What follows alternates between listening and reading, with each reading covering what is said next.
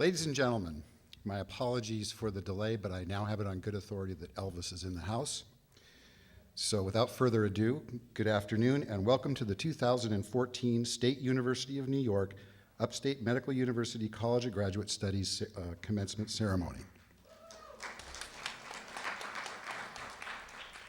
Today we share your joy and pride in our graduates, but before we begin, I would like to ask you all silence your cell phones. And now, please rise as we introduce the Upstate 2014 graduates.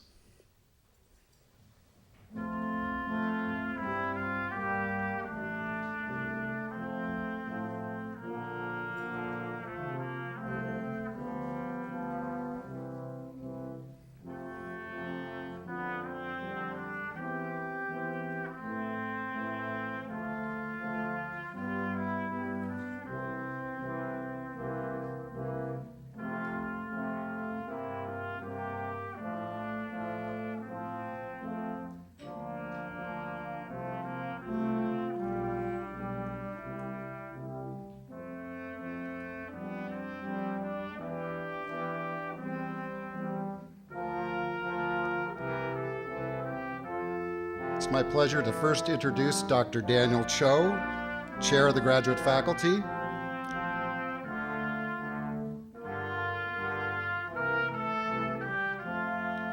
He is followed by Tiffany Kaza, chosen by our graduates to carry the College of Graduate Studies flag, and she leads our graduates.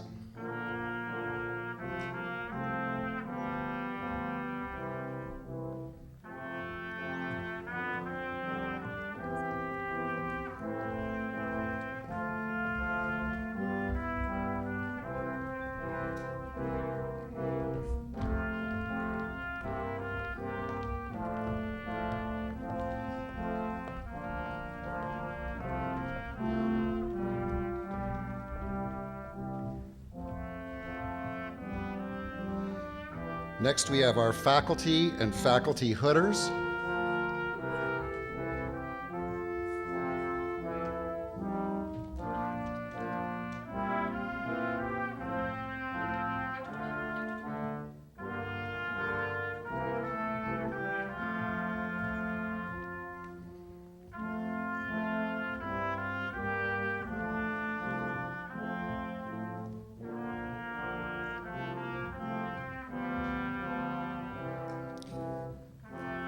And then we have Dr.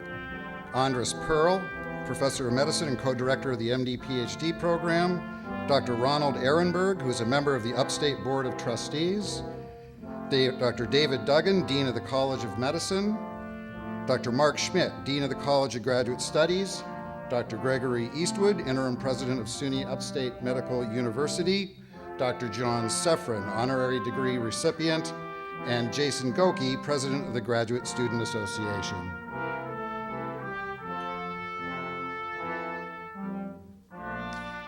I'm David Amberg, Professor of Biochemistry and Associate Vice President of Research Integrity, and I will be today's MC.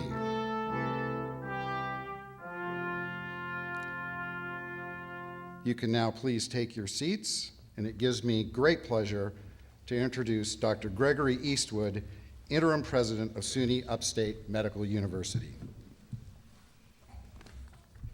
Good afternoon.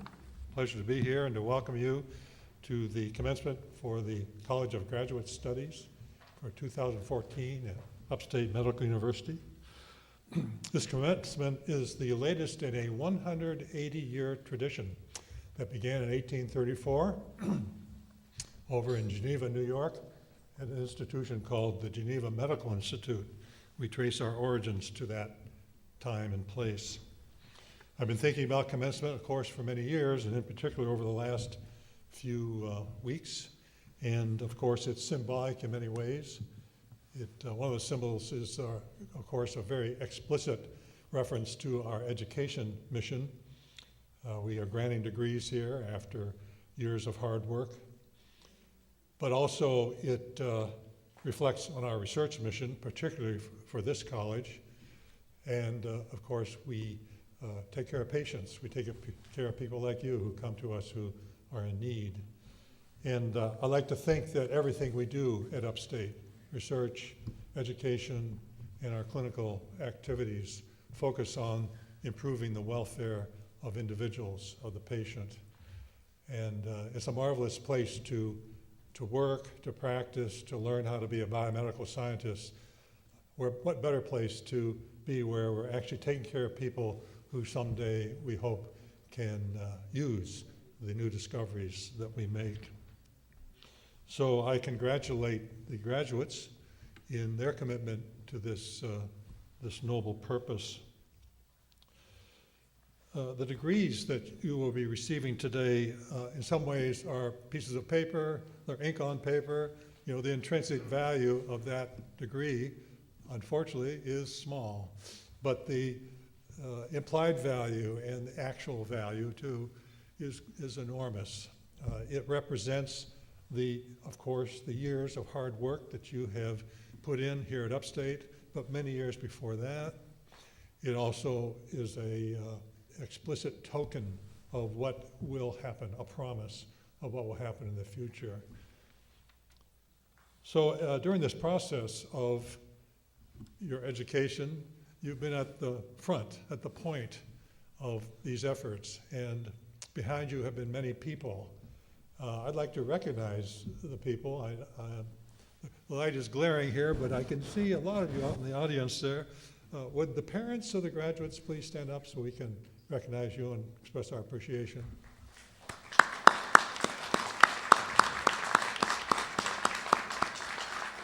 Are there any oh, that's nice, thank you for doing that. Are there any grandparents in the audience, or great-grandparents for that matter? Good. How about husbands, wives, significant partners? Good. And children, I think you can continue standing here. Any children here? Did I get to grandparents? Yes, I guess I did. How about other sisters, brothers, aunts, uncles? Anybody? Friends? Yes, okay, good. And of course, we're appreciative of the faculty who have been behind our students. So on behalf of the faculty and all of us at Upstate, staff, administrators, and so on, I congratulate each of you who is graduating today. And we're extraordinarily proud of you and how you have and will reflect on Upstate Medical University. And I wish you well. Thank you.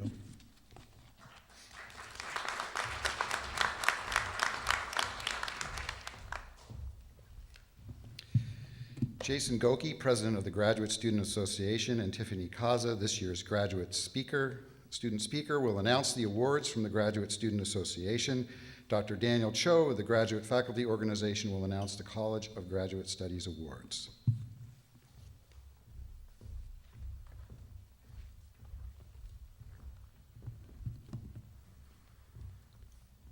Dr. Gregory Eastwood and Dr. Mark Schmidt will now present the awards for the College of Graduate Studies, and Dr. Julie White will assist.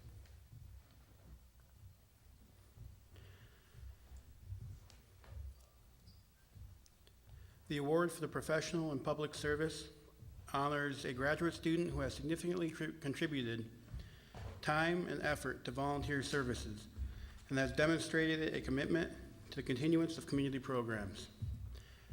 Will Cherry May Ignacio please come forward to receive your award?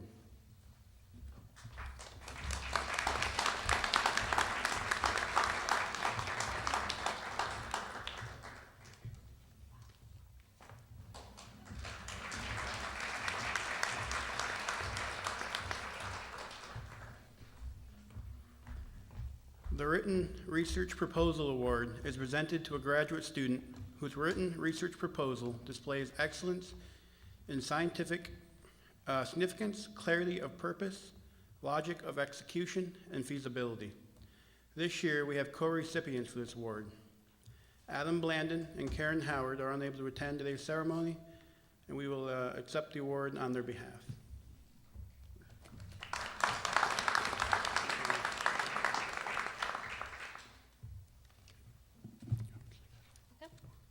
The Research Presentation Award is presented to a graduate student for the Charles Ross Memorial Student Research Day presentation that displays excellence in presentation style, logic and feasibility of technique, scientific significance, and clarity of purpose. Will Parisa Ashari come forward to receive your award for the best oral presentation?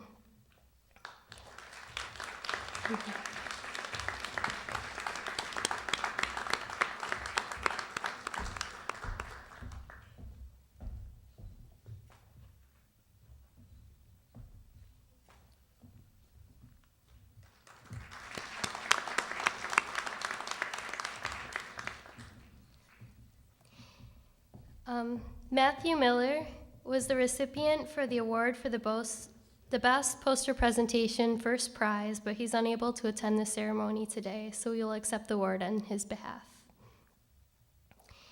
Will Jason Goki come forward to receive your award for the best poster presentation, second prize?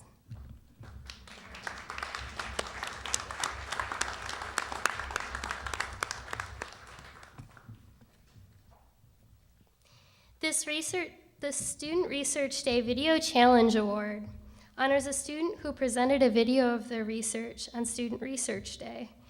The recipient of the award displayed excellence in communicating their research in a clear and simple way.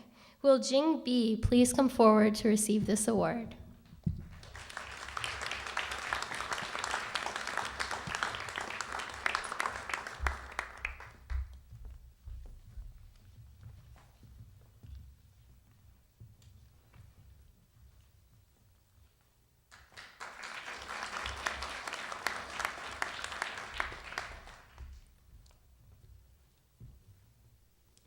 The Graduate Student Association Outstanding Teacher Award is presented by the College of Graduate Studies students in appreciation of dedication and excellence in teaching. Will Dr. Patricia Kane in the Department of Biochemistry and Molecular Biology please come forward to receive your award?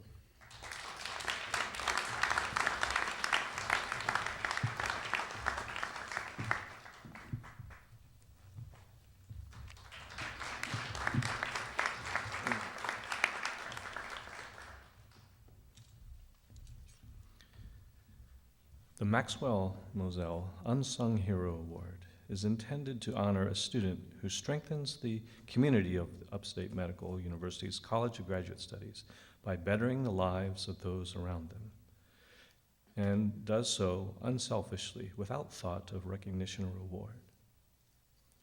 Will Jason Goki please come forward to receive your award?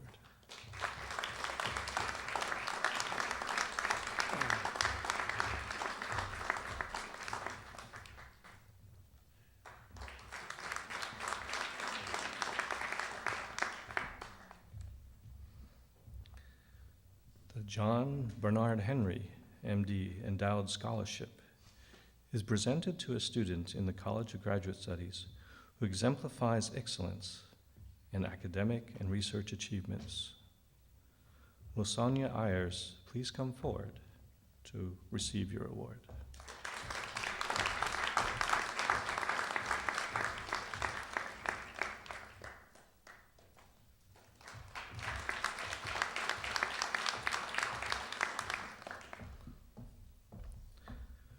The Suny Chancellor's Award for Student Excellence is presented to a student who has received national or international recognition in such fields as academics, athletics, community service, the entrepreneurship, and career achievement. Will Tiffany Kaza please come forward to receive your award?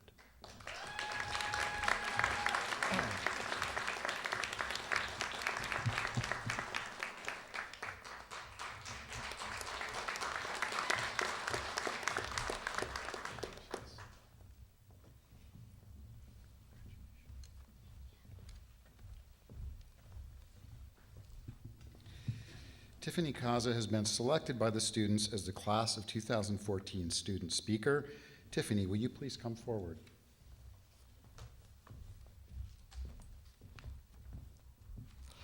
Good afternoon, everyone, to our families, our friends, our mentors, and the members of the Class of 2014. I'm humbled and honored to be here with you on the behalf of the College of Graduate Studies. My name is Tiffany Kaza, and I'm graduating with an MD PhD degree today. I would like to thank our families and friends whose dedicated support helped us succeed throughout our graduate training and meet our dreams of becoming scientists. Graduate school is not easy, and having all of you here with us helped make this possible. By providing friendly advice, a sounding board for new ideas, an outlet to vent to, or to celebrate with us as we are today. Completing graduate school requires us each to make a unique contribution to science or medicine, and we should all be proud that we have done that. We're truly fortunate to be here today and appreciate your help in all of our journeys. I'm extremely fortunate to have trained here at Upstate, as we have great mentors that care about our student success, postdoctoral fellows and other lab mates who have been instrumental in helping us troubleshoot and gain independence in the laboratory, and colleagues that helped make our journeys to become scientists possible. We are thankful for the mentors who supported us by spending countless hours cultivating us to become scientists. I originally came to Upstate because Syracuse is geographically home, but I decided to stay for much more than that. I've come to realize that our faculty care not only about our success in the graduate program, but also in the future. By training as an MD PhD student, I had the joy of seeing many of my colleagues go on to great postdoctoral industry and academic positions where they're making Upstate proud. I believe that our training truly prepares us for the next steps to come. Graduate studies in the biomedical sciences is unlike any other type of education where we shift from studying knowledge to trying to push the boundaries of what's known and try to fill in the gaps. Throughout this process, we may study such a small niche that sometimes it becomes difficult for others or even ourselves to explain exactly what we're doing, other than playing in the lab to answer some new questions. But from playing in the lab, we've all developed new knowledge, and I'd like to share some of those contributions of our graduating class, which are in the diverse fields of biochemistry, molecular biology, anatomy, cell biology, physiology, pharmacology, neuroscience, microbiology, and immunology. These include advances in protein chemistry, spinal cord injury repair and mechanisms, brain and muscle development, characterizing in utero lactational and adult ethanol-induced brain damage, identifying links between developmental disorders, velocardiofacial syndrome, attention deficit hyperactivity disorder, and autism, creating animal models for new diseases, characterizing novel anti-cancer compounds, identifying effects on drug metabolism, elucidating signaling pathways in lupus, characterizing development of the human retina, understanding how photoreceptors transport during vision and ophthalmologic disease states, understanding how flagella transport, understanding normal hematopoietic stem cells from those in leukemic and myelodysplastic syndromes, and signaling within mesenchymal stem cells. Many of these endeavors led to peer-reviewed scientific publications and/or predoctoral training grants. It's a great time for us to reflect on what we've accomplished, but also what brought us to pursue graduate training in the first place. Many of us have a thirst for knowledge and this intellectual curiosity that brought us to pursue a career in research. And some of us caught this research bug early in life, and others while in college or after working for some time. For me, it was during a summer undergraduate research fellowship where we were testing the effects on several drugs on the toxicity of leukemic progenitor cells. And I'll always remember that excitement as I ran into the lab after analyzing some data to share to my lab mates that parthenolide killed the cancer cells. From that moment, I knew I was hooked, and no matter what the initial motivation was, we all sought to do something significant, to keep challenging ourselves and set difficult goals, and to learn the unknown. This drive to explore and learn new things brought us into researchers, and we need to remember and cultivate these initial motivations in our future endeavors. There are many lessons I've learned in graduate school, and thinking about these, I believe that we all share them. Graduate studies helped us become better problem solvers, to be resourceful, and to ask good questions. Each question can lead to more questions, and before we know it, sometimes we're left feeling that we know less about a particular topic than we started with. And so science provides this depth, which is sometimes frustrating but often enlightening. Another lesson I've learned is to get excited about the little things, whether it be an experiment that finally worked, hearing a guest speaker, enjoying a meal with a friend, as these things are important to keep our enthusiasm high, even when we're faced with negative data or difficulty finding new directions. I've learned that we have to be critical of our work and scrutinize each detail more than others would. while still maintaining that excitement of discovery on a daily basis. We've also learned that while negative data isn't as exciting as positive findings, it helps us question and revise our hypotheses so that we can eventually find the truth. As a combined MD-PhD student, I believe that graduate training helps bridge the gap between the basic sciences and clinical medicine so that we can practice evidence-based medicine, think critically about reviewing the medical literature to make educated treatment decisions. It provided great perspective into basic research to help identify the potential translational nature of nearly any project. So I've asked some of our mentors what they would recommend to us as new graduates, and here's some of that advice. We should find something that we truly love and hold on to it, and this can apply not only to our research, but to jobs, relationships, hobbies, or any meaningful aspect of our lives. Because the more balanced our lives become, the greater focus we can have later. We also should consider where we would see our lives 40 years from now at the end of our careers. Think about what we've done, what we would change, and then be proactive in it, because we are in complete control of our future. But in saying that, we need to have fun with what we do, as it doesn't seem like work, while days can fly by when you're working on something that you're truly passionate about. We should seek out collaborations, as diversity of thought provides depth and enlightenment to our studies. It's also important to think ahead and continually seek funding for our research efforts to be able to support a laboratory long-term for those of us who aspire to become academic professors. It's critical for us not to be complacent with the status quo and to continue questioning, as discoveries are made from being unhappy with what's known and available and seeking to change that. Therefore, I challenge all of us to continue to seek out good mentors, to mentor the next generation of scientists, and continue looking for answers to life's mysteries. Although each of us are here wearing our caps and gowns today, we're not merely graduating, but all starting new beginnings. We're all lifelong learners. Our skills learned in the laboratory will jumpstart our careers, whether or not we'll stay in the same field of study, stay in academia, in medicine, become leaders in the pharmaceutical or biotechnology industries, whether we become teachers or take leadership roles. The options are nearly endless. Good luck to everyone on forward, and congratulations to the College of Graduate Studies class of 2014. I'm happy to have you all as my colleagues, as well as the opportunity to continue learning and working at Upstate. Thank you, everyone.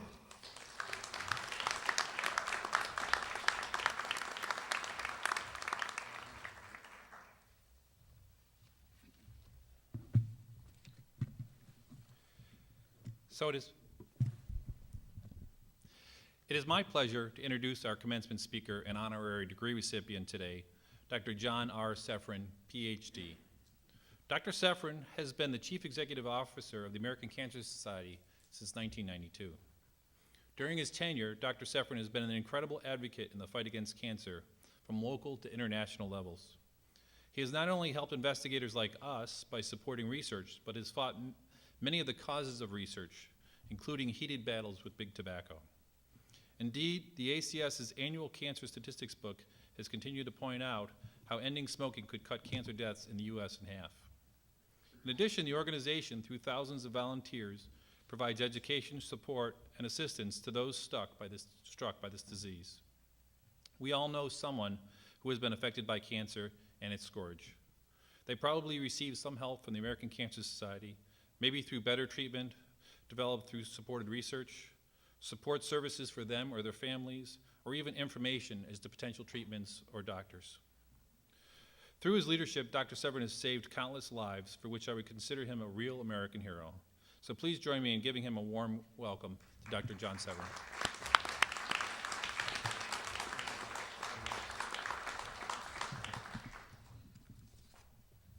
Well, good afternoon. Thank you, Mark, for those generous comments. Congratulations to the parents and significant others, family members, and congratulations to the distinguished faculty at this great institution. But congratulations most of all to those candidates to get a degree in just a few moments. I'm here to talk with you, but just for a few minutes. But let me start by saying we're all very proud of you and what you've accomplished. As I reflected on what I might say today, I asked myself, now, John, what would you have wanted to have heard at your own graduation at commencement? And the first thought I had was I would want it to be short. The second thought I had was that I would have liked to hear something that might ground me or guide me on my career path moving forward. For most of you, this choice, your career path choice in science, might very well be the most significant adult decision that you've made so far to date. But you will, of course, have many more in the days ahead. So please let me begin by saying, please remember and respect the power of choice. The need to choose is the most constant aspect of conscious human life, and it constitutes life's heaviest burden, but also its greatest opportunity. Today, I'm at the end of a more than 20-year career as the Chief Executive Officer of the largest voluntary health organization and one of the most respected not-for-profits in the world, the American Cancer Society. But nearly 50 years ago, I sat where you sit today, and it was often seemingly small but significant choices that led me to where I am today. Even the choice that landed me in graduate school almost came as a surprise. I was about to become a biology teacher, and an undergraduate professor I had as a senior stopped me and encouraged me to go to graduate school. I was proud of that, and I had back then they called it Coke date. I had a Coke date with my fiance. I was about to get married, bragging a little. A professor showed interest in me, but I had no intention to act on it. 1 week later, he showed up and he said, I hope you've been thinking about this, and he gave me 3 3x5 index cards and said, here are the 3 best places I think to go to work on a master's degree. It changed my life forever. I can tell you I definitely don't remember the commencement speech at any of the 3 graduations I participated in as a degree candidate, and you will likely not remember me when you're my age. What you should remember are the seemingly small but significant choices that got you here. You should remember, as the President mentioned, your hard work, long hours that you put in, and the family, friends, and loved ones who helped and cheered you on. And you'll hopefully remember the feeling I know many of you might have, you know, by golly, I've come this far, just about anything's possible. And by gosh, it is. That's an important feeling to have as you enter science and health and healthcare-related research, because we need people who aren't afraid to dream big dreams and to make tough choices. Wherever your choices take you from here, all of you are commencing career paths that will touch the lives of people in very fundamental and important ways. It is said that the human being is the only animal that both laughs and cries, and that's because we know the difference between what is and what ought to be. You have the chance to be extraordinary human beings because you have the chance to change what is into what should be and what can be. A very important opportunity that most people in the world really never have a chance to do. You have the opportunity to become, I think of Robert Frost's wonderful poem, The Road Not Taken, which talks about the importance of career paths, and it ends, 2 roads diverge in a wood, and I took the one less traveled by, and that has made all the difference. Years from now, you probably won't remember who spoke at your commencement, but if I could share one thing, just one thing, that you would remember, it's this. You, too, will make all the difference if you make the right choices and stay the course. But how do you make the right choices? Well, there's no magic formula for that, but from the heart, I'll offer 3, I hope, helpful hints. 1, choose to be a change agent. Not only can you continue to make good choices, you can also influence the choices of other people. The ultimate conquest of a disease like cancer today is as much a public policy issue as it is a medical and scientific challenge. It's both. You can effect change, and particularly powerful change, when it comes to biomedical research and health-related research. You can't fix everything. We all have our limitations, but you can do at least one thing extraordinarily well. To paraphrase the early American patriot, Edward Everett Hale, you were only one, but still you are one. You can't do everything, but you can do something very important. And because you can't do everything, you will not refuse to do what you can to elevate human health and development for others. Let me give an example of the kind of change you can make happen. So when I was in your shoes back in the 1960s, it seemed to me like nearly everybody smoked cigarettes. Moms and dads often smoked, even some doctors smoked, even some members of the board of directors of the American Cancer Society smoked at meetings, and they smoked anywhere they wanted, at home, at work, in restaurants, and in airplanes, pretty much anywhere they liked. Today, the world, of course, is very different, and it's made a difference. This year, we celebrated the 50th anniversary of the original Surgeon General's report on smoking and health, and that helped spur a movement in society that the American Cancer Society was a major player in to do something about this problem. And it is now said by the Institute of Medicine just recently that report, the Surgeon General's report of 1964, was the most significant scientific evidence-based document to come out of a government agency in all of history. Why? because it didn't save hundreds, thousands, hundreds, it saved millions of lives over time. The U.S. adult population smoking rate dropped from over 40% to 20%, and we have these declines in large part to thank for the majority of the 400 more lives per day we save from cancer today than we did in 1991 when the cancer death rates first started to go down. So what will be the biggest research and health challenges of your time? Because it's going to be your job to solve those challenges. And maybe it's the tobacco pandemic that threatens to crush economies all around the world and kill 1 billion people in this century if we don't intervene. Can you imagine? That's never happened before in the history of the world. Kill 1 billion people. Maybe it's the obesity epidemic that threatens to make this generation of Americans the first to live shorter lives than their parents. Or maybe it's something we can't even imagine today, Tiffany, but after a few negative results, you get a few positive results. You discover something that will change and save lives around the globe. You have that potential. Not very many people do. Second, choose to commit. Whatever the issue you get behind, commit to it.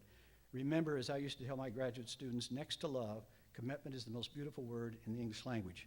To be your best in anything, in your career or in your interpersonal relationships, necessitates commitment. To be committed takes discipline, hard work, and resolve, to be sure, but it can lead to the greatest of all satisfactions in this life, or so I believe. Thakur, the Bengali poet from Calcutta, who 100 years ago was the first Indian to win the Nobel Prize for Literature, wrote a poem that translates into my language as follows: I slept and dreamt that life was joy. I awoke and saw that life was duty. I acted, and behold, duty was joy. If you execute on your duties in research, you will bring much joy to life, in yours and in others. Third, choose to play. Keep in mind that play should be a part of your work as well as your leisure. This lesson is, I believe, one of the most often missed by professionals of all ages. To be your best and to do your best and to serve others maximally, you must enjoy your work fully. And you must seek the play in it, even in its most serious parts. My work with the American Cancer Society is, of course, very serious and very challenging. But it's also work that, although very challenging, is also enjoyable and, yes, fun. This, I pray, you come to understand early in your careers. Again, Robert Frost, my favorite poet, probably said it best, and this best reflects my professional philosophy in this life. He has this beautiful pastoral poem, which I commend you to read, but just the last stanza, most of it is all about New England and what New England looks like in what they call mud time. The title of the poem is Two Tramps in Mud Time. The subtitle was A Full-Time Interest. And he ends it in the following way: but yield who will to their separation, my object in living is to unite my avocation and my vocation, as my two eyes make one in sight. Only where love and need are one, and the work is play for mortal stakes, is the deed ever really done for heaven and the future's sakes. What this says to me is that you should aspire to something that makes a real difference in the world, and that what you do should be so enjoyable and rewarding that you think of it as not having a bright line between vocation and avocation, between what you do for a living and what you do because you're passionate about it. Working to do research to find better ways to keep people healthy and to cure disease has, I think, more potential to make a difference in this world than just about any other endeavor. And so I say to you, as you leave today and continue on your path down the road less traveled, remember that your choices are powerful, and if you are committed, you can, and I believe will make all the difference. Let me conclude by offering a wish for you, a very simple but profound wish in the words of Jonathan Swift: may you live all the days of your life. Good luck.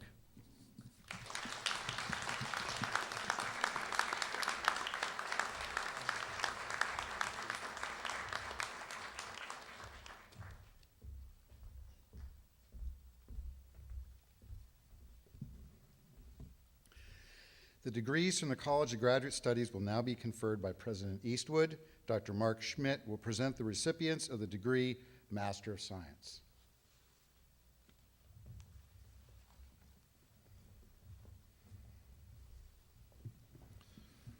President Eastwood, as Dean of the College of Graduate Studies, I have the honor to present the recipients of the degree of Masters of Science. They have satisfied the requirements established by the faculty and have been recommended by the faculty for the receipt of this degree. Will the candidates for the Master of Science degree in the College of Graduate Studies, please rise.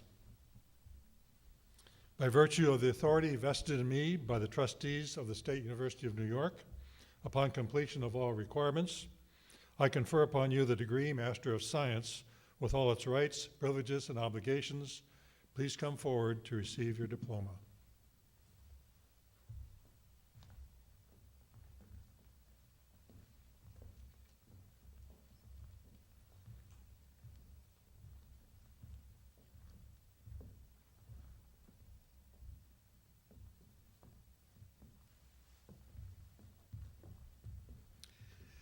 Leslie Baker. Leslie is being hooded by our Chief Marshal, Dr. Daniel Cho. Leslie's thesis is entitled Regulation of Drug Processing Genes by Inflammation.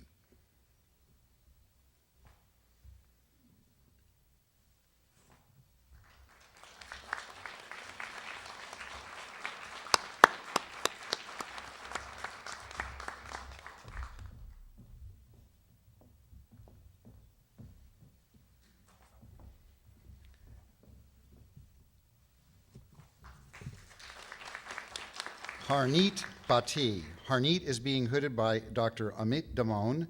Harneet's thesis is entitled DAB1 Signaling Modulates Oligodendroglial Migration During Cortical Development.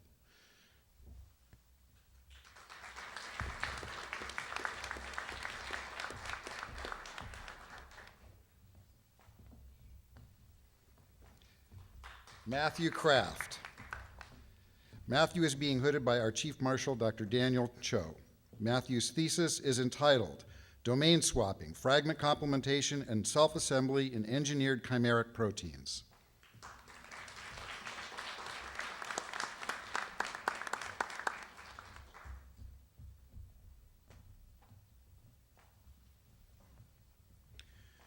Shu Wang Chu. Shu Wang is being hooded by her thesis advisor, Dr. Peter Calvert. Shu Wang's thesis is entitled Self-Association is a Common Property in Bovine, Mouse, and Xenopus arrestin.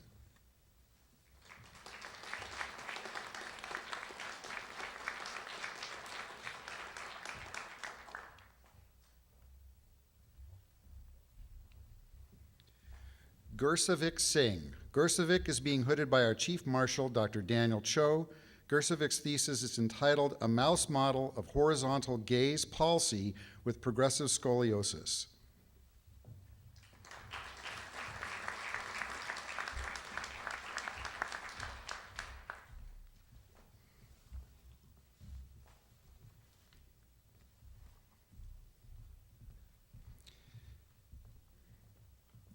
The recipients of the Doctor of Philosophy will be presented by Dr. Mark Schmidt.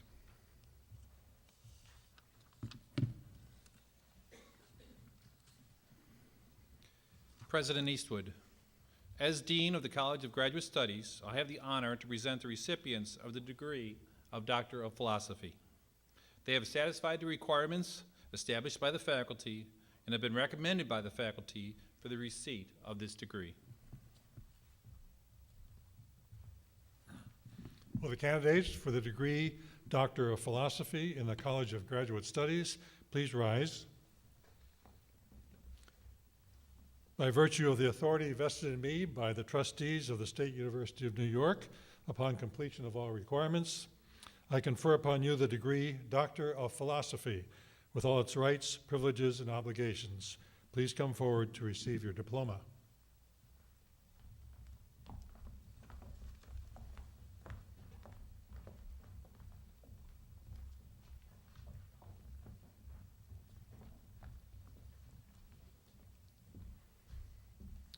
Dr. Anudaria Batbol Dean. Anu is being hooded by her dissertation advisor, Dr. David Mitchell. Anudaria's dissertation is entitled Characterization of the ODA10 Gene and its Role in Flagellar Dynein Assembly.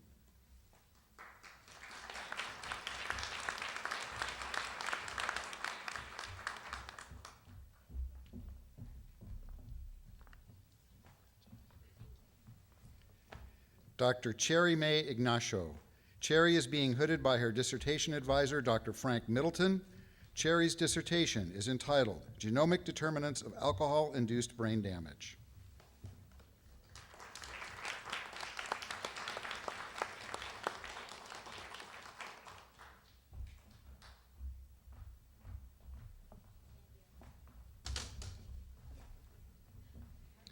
Dr. Sonia Iyer.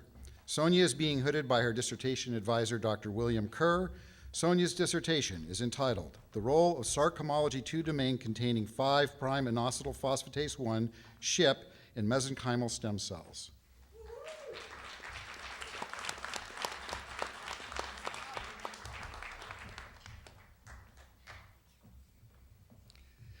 Dr. Lei Mimi. Lei is being hooded by her dissertation advisor, Dr. David Prine. Lei's dissertation is entitled Z-line formins promote contractile lattice growth and maintenance in striated muscles of C. elegans.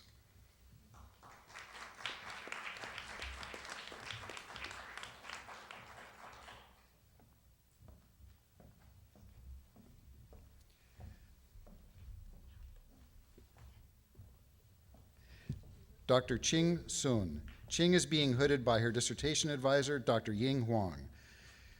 Ching's dissertation is entitled Development of Anti-Cancer Drugs from Natural Products.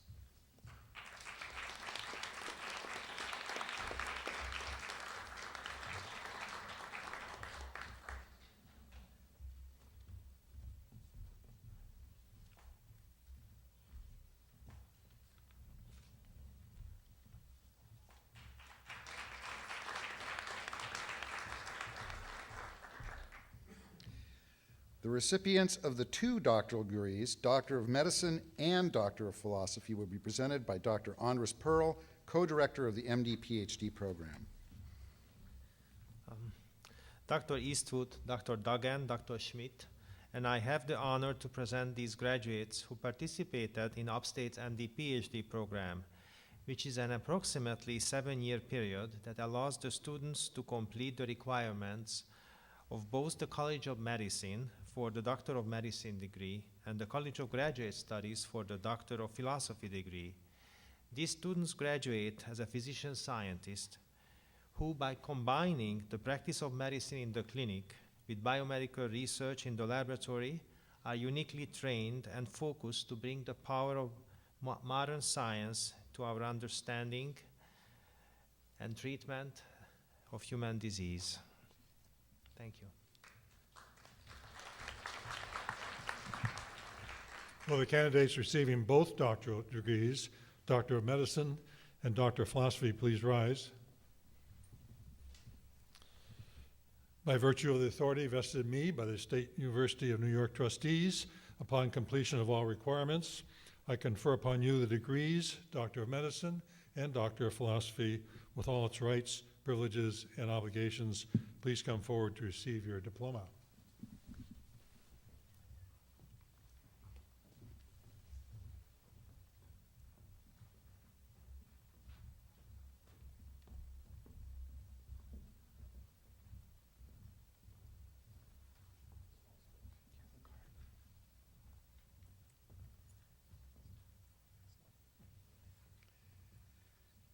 Dr. Evelia Geneva. Let's try that again. Dr. Evelia Geneva. Eve is being hooded by her dissertation advisor, Dr. Peter Calvert. Evelia's dissertation is entitled Mechanisms of Protein Transport and Localization in the Primary Cilia of Kidney Epithelial Cells and Cone Photoreceptors.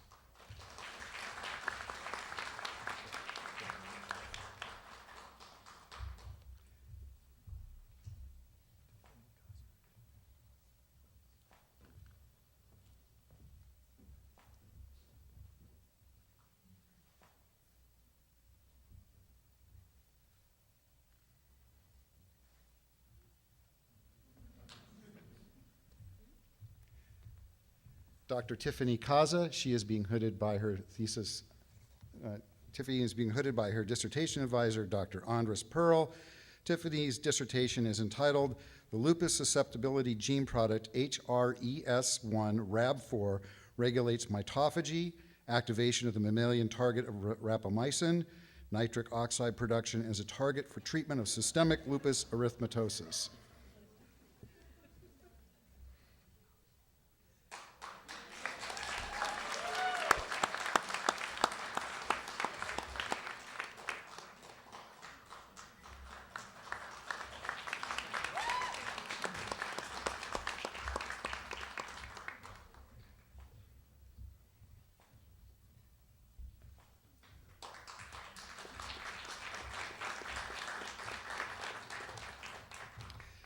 Dr. Petya Radoivia. Petra is being hooded by her dissertation advisor, Dr. Wendy Cates. Petya's dissertation is entitled Social Cognition in VCFS Youth with ASD versus Without ASD, Structural Connectivity and Genetic Correlates.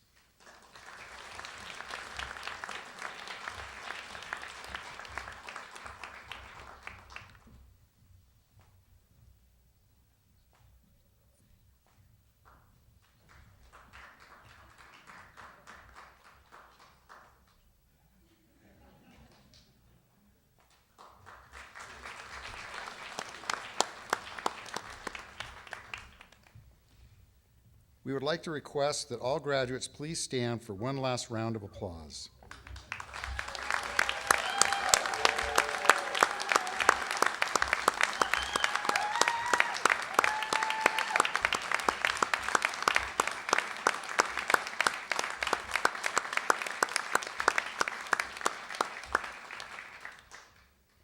It is now my honor to invite Dr. Mark Schmidt, Dean of the College of Graduate Studies, to provide his congratulatory remarks.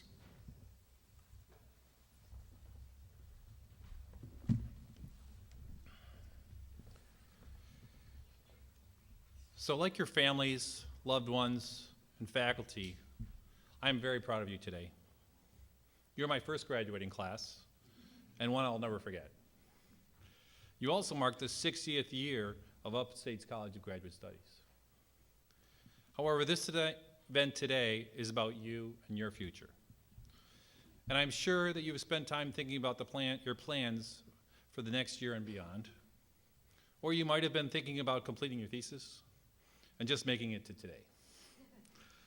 Either is okay, because what I want to tell you is that for some of you, the most important moments of your life are those that you can't predict, but come with change.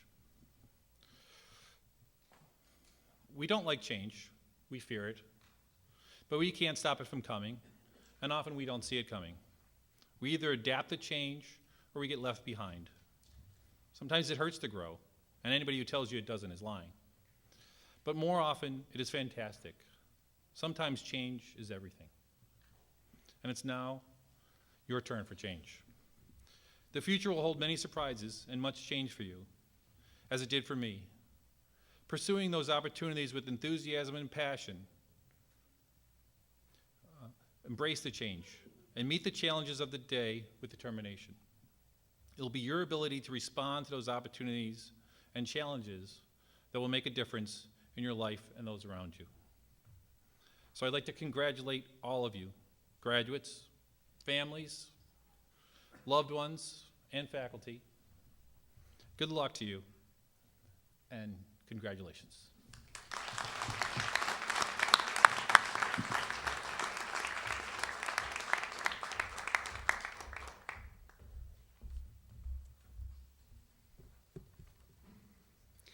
This concludes our ceremony. Please remain seated until the end of the recessional.